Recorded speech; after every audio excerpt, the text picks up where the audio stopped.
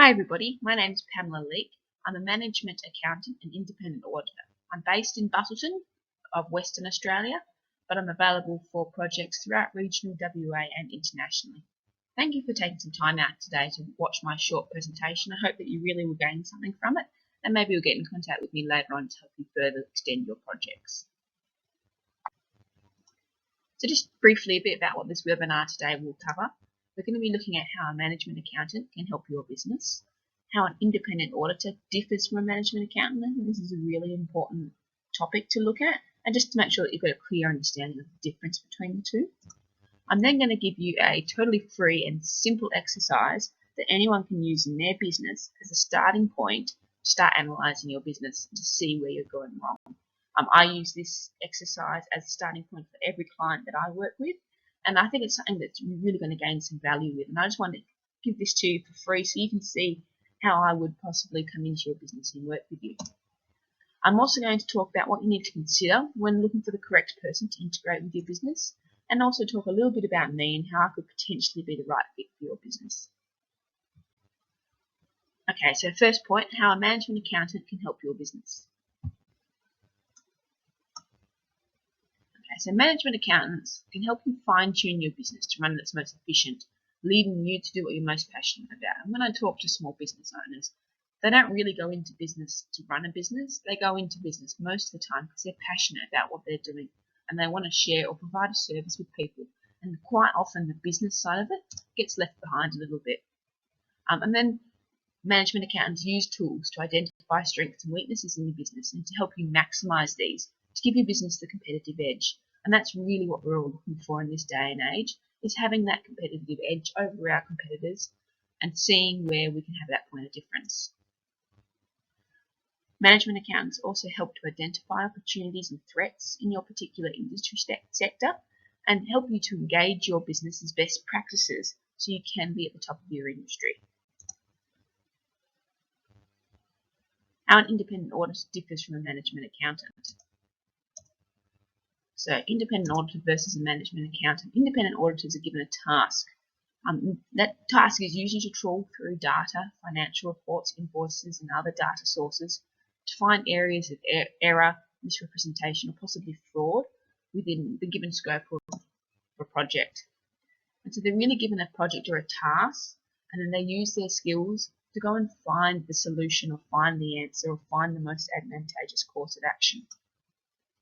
So by hiring me, I do both. The independent auditor is really the bloodhound side of me in terms of you give me a project to go find something and I will go through all the information until I've found the answer. With the management accountant, it's more that gut feel that you've got that something's going wrong or you know that you're not making as much profit as you could be, but you're not really sure where to start. Okay, now on to what everyone's really excited to get their hands on, I'm sure, that free, simple exercise that anyone can use to start analysing their business. Okay, so here's the free exercise that I'm sure you're all hanging out for to give a go and see how it helps your business. So this is a process that I use as a management accountant, and it's the basis of everything that I do. And I come into a lot of different businesses, working in a lot of different industries, and I have to really quickly understand what it is you do and how you do it.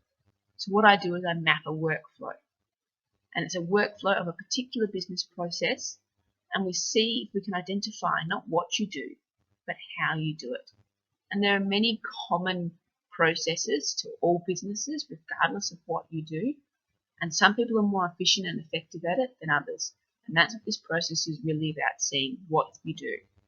So you create that map, and we see how your business really works, and then as a management accountant, I write that map, but I then actually cross-reference that to what's actually done. So sometimes you'll have a manager saying to you, this is how we do this process. When you go and actually see the process in action, it's quite different on the floor to how the staff and how employees are doing it. And that's a real area where we can start to nut down as to how we can make some changes. The other reason that I do this is you can compare what you're doing to the best practices of what other businesses are doing. And so you can sort of find ways to increase your efficiency. If you know how other businesses are potentially doing this process, and again, this refers to those processes that are common across all businesses, not that point of difference, but things like invoicing, like receiving money, all those types of things that are common to different businesses. If you can compare that, you can find your efficiencies, and you can also identify the areas of wastage. So really what we want to do is increase efficiency and decrease your waste. And then we use this map. Once we've found the true position of how your business performs, we can do this to actually audit what effect and what changes changing this map does have on your bottom line. So it's a really powerful tool, really simple, really easy, but it's really powerful for your business. Okay, so here's a bit of an example for you. So I've chosen a business process that's common to all businesses, which is invoicing. And it does vary depending on the type of business that you run as to how you do it. For example, a retailer will potentially create hundreds of invoices in a day as a customer makes a purchase. So each purchase I would consider to be an invoice. But in comparison to a construction company, they may only raise 3 to 4 invoices over the life of a 6 to 12-month project. But still, the core basis of invoicing is the same process. And the other reason I've chosen this is an area that probably is quite applicable to most people watching this video, and you can use this example here to make some changes to your business straight away. I mean, we all could be more timely in our invoicing, could be more accurate in our charges, and we could be more efficient in the time that it takes for us to process these invoices. And remember, the quicker you process an invoice, the quicker the client has it and the quicker they can pay. Also, a lot of us could utilize more technology in terms of the way that we do these processes. Okay, so what does an invoicing process map look like? So this is the ideal situation. This is what it should look like. You should have different types of data, but they should be taken from one source. So for example, you're looking at materials, labour, on costs, other charges. All of this information you need to bill to somebody, and really, ideally, utilising technology that will all be in the same place. A clerk would then come through and raise an invoice based on all that data that's there. Ideally, you'd again have somebody checking off that invoice before it gets sent off to the customer by mail. And you're looking at the whole process taking 1 to 2 days. But what I commonly see is a process that looks like this. So you have your timesheets for labour. Maybe they're manual timesheets, maybe they're through one program. You have delivery dockets for materials, so you know what materials have actually been received. And you also then have to match this to the invoices you receive in order to find the true cost. You've got your own cost, and quite often this will be in an Excel manual calculation. All of these bits of data come into an invoice that is raised by a clerk. Ideally, again, and I know this doesn't happen for a lot of people, this invoice will be sent off to a manager who checks it, but they find out that it's wrong. So it goes back to the clerk, who has to then go through and pick up that fuel receipt that they didn't include initially in the invoice. The invoice then goes back to the manager, who finally approves it, so we can send it off to the customer. Maybe you fax it off to your customer, but the fax number is rejected, so a copy is sent in the mail. Then that copy is lost, so an email is sent to them again. All in all, the whole process could potentially take 1 to 2 weeks, so that's 7 to 14 days of credit, extra credit that you're giving your client to pay your account. In comparison to the 1 to 2 days that the ideal situation takes, you can see here that there's areas where we can become more efficient, we can reduce our waste, we could utilize technology in order to make this process more streamlined and more smooth. And that's what a management accountant can help you with. Now I just really wanted to reiterate that point. How many people out there, your process invoice map looks like this? So there is actually no manager checking the invoice before it goes from the clerk to the customer. Now this is a really scary thought for me as a management accountant, because yes, we're looking to increase efficiency, we're looking to reduce wastage, but also we want to make sure that you're getting what you're entitled to, and that there's not simple steps that are causing you to lose out on revenue.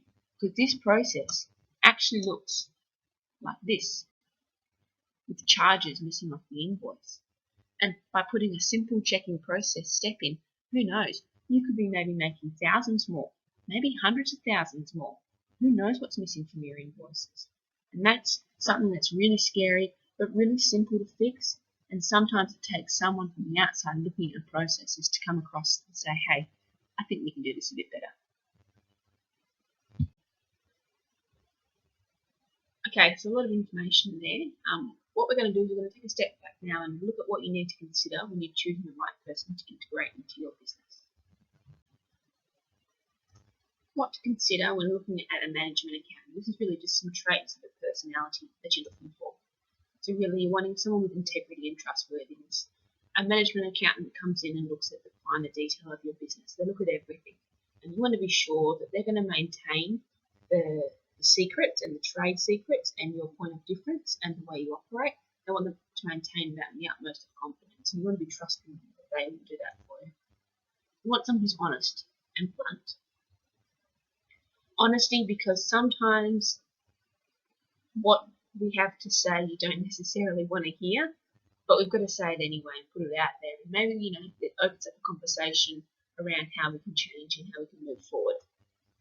You want them to think outside the box. And this is just really important because quite often people have tried things themselves. They have sort of started to make amends on some of the areas that they can see.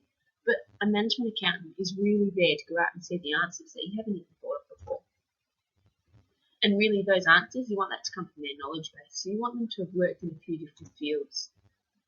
And at the end of the day, we all want results. We're all result driven. And you really want the person who's coming into your business to find these solutions to be result driven and focused. Okay, a bit about me and how potentially I think I could be the right fit for your business. So a bit about me.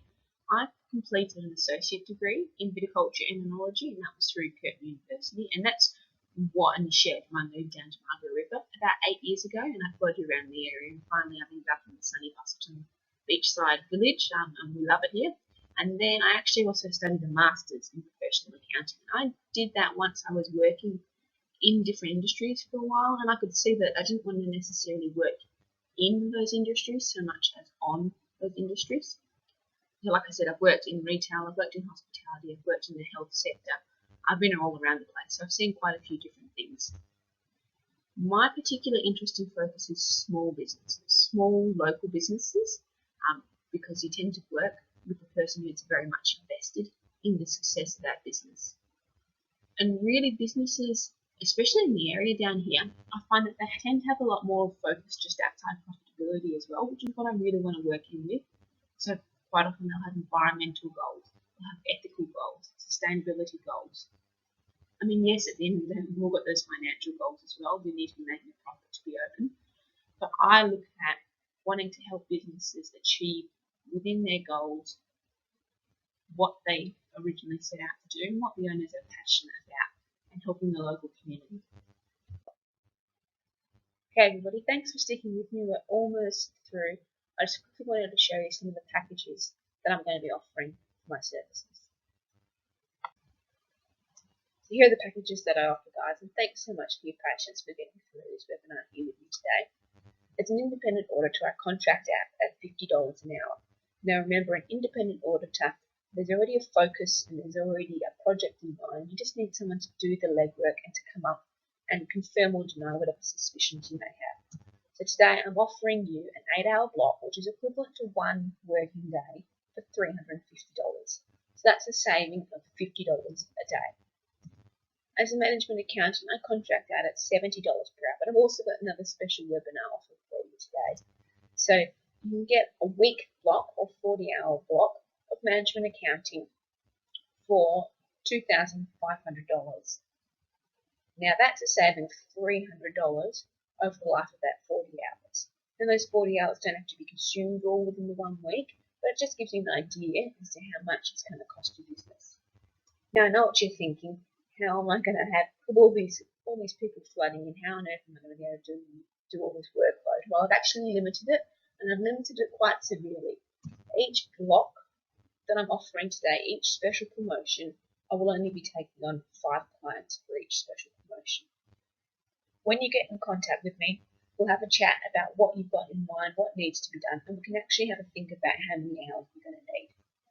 Each client can purchase more than 1 special block at the start of the contract.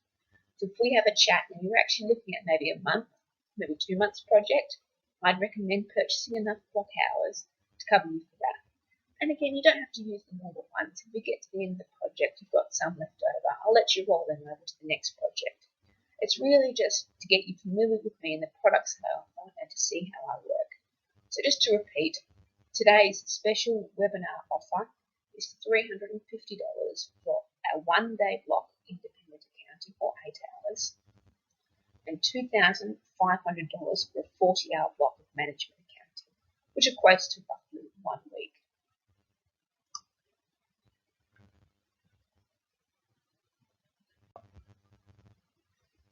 All right, everybody, thank you so much for sticking with me today. I hope it hasn't been too cumbersome on your time. We've got that really useful tool now of process mapping. So go off and maybe try something in your business right now. Give it a process map and see if you can find the efficiencies and the wastages that are occurring in your business and working from there. Like I said, do remember I've got that limited webinar offer available for the first 5 clients. My contact details are on the screen now. Otherwise, if you scroll down in this website a little bit, there's some data fields you can fill in and get in contact. The first 5 people to get in contact with me will be entitled to these special offers. So yeah, great. I'm so glad you could stick with me, and I look forward to chatting with some of you further soon. Great, thank you.